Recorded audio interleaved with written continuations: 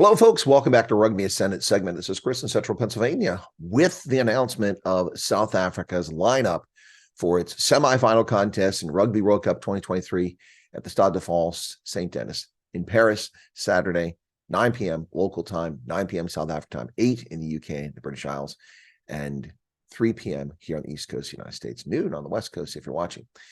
Well, the lineup is unchanged. This is out of character for South Africa's coaching and leadership duo of Jacques Nienaber and Ross Erasmus. They have only done this one other time in the entire time that they have been associated. I mean, that's wow. They have only once in 64 tests since they took charge, the two together back in 2018, have they left their lineup unchanged. This lineup is unchanged. Now, I did a video a couple of days ago in which my prediction said that the lineup should remain largely unchanged. The only change I would make of the starting lineup would be to try to bring Kane and Moody in. Some people disagree with that, and that's their prerogative. And I got that wrong. They stuck with Curtly Arendse, and I'm fine with that. But that was a tough decision. And then off the bench, I suggest that Grant Williams be brought up and Faf de Klerk be relegated, but the bench stays the same as well. So that is interesting. Only the second time in 64 tests that they do this. They never leave the lineup the same. So I was almost 100%, so not bad.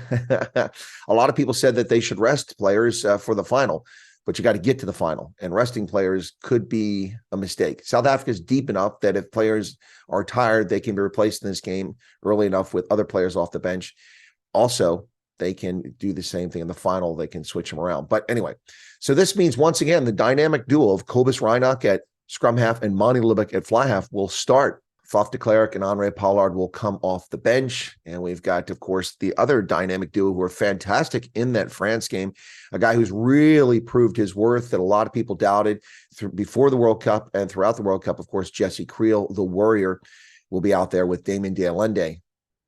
Cheslin Colby, Curtly Arendse, and Damien Willemse make up the final back three. That is what you have there. Up front, and once again, it's Steven Kitsoff, Frans Malherbe, and Bongi Mbonambi to start the game. Etzebeth and Mostart in the second row, those are your locks. And then Sia Khaleesi, Peter Steph Dutoy, Dwayne Vermeulen are your loose trio. Wow, there you go. Now, they have a 5-3 forwards back split on the bench. A lot of people talking about their 7-1 split, 6-2. Well, it's 5-3 once again.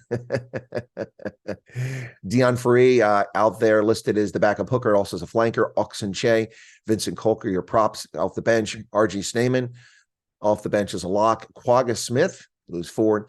And then de Klerk, Pollard, and Willie Leroux on the bench. Now, what a lot of people may not realize is this is the most experienced Springbok team named in history, not in the World Cup, in history.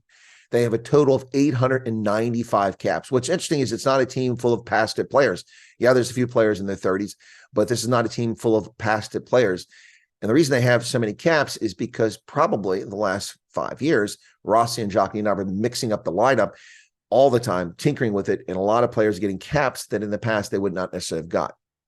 So 15 of the 23 players on this team played in the 2019 World Cup final, which South Africa beat the same England team 32-12 in Yokohama. So regarding the lineups, this is what Jacques Nienaber had to say. When we started building the squad for the World Cup, we were rotating the squad every week. It was very tough on the squad, but we know that if you have continued selection, the chances of improved performance are better because relationships and bonds are built better. And I think the two examples of this might be very clearly the teaming up, the dueling of Monty Lubeck and Cobus Reinach, which proved to be brilliant in that first half in the last game against France. And more importantly, the matchup on the inside there with Damien de Allende and Jesse Creel, who were incredible, working off each other and feeding off each other. So there you have it. There is your Springbok selection for the semifinal. Is it correct? Maybe. Is it incorrect? Maybe. But I think it's a sound decision on the part of the Springboks. Players must be healthy. They're back. Obviously, Jesse Creel is healthy or he wouldn't be listed. I don't know what's going on with Lucanio Am. He's still not in the mix here, not listed on the bench, not discussed. So he's just been named to the squad and he's still not fit. I don't know. But South Africa needs to win this game, needs to get to the final, and we could have an amazing Titanic clash potentially in the final of South Africa versus New Zealand for all the marbles. And the team that wins that game will have won the most World Cups. Think about that. If either gets there and wins, then they will have been the case, because both have 3 World Cups to their credit.